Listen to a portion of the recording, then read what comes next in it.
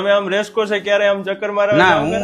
હું ફ્રી હોય તો વાળીએ હોય, પણ ક્યારેક કામ હોય તો હું રાજકોટ આવું.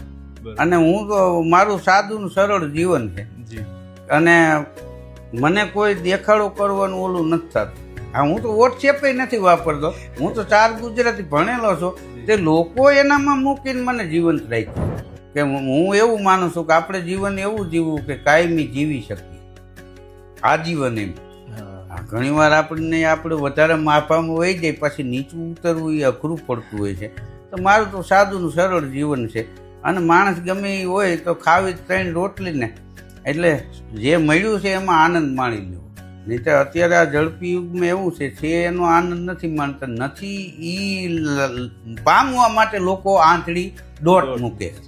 એટલે ઈશ્વરે આપ્યું છે એ બરોબર છે અને ભગવાન જે કરે છે એ બરોબર કરે છે.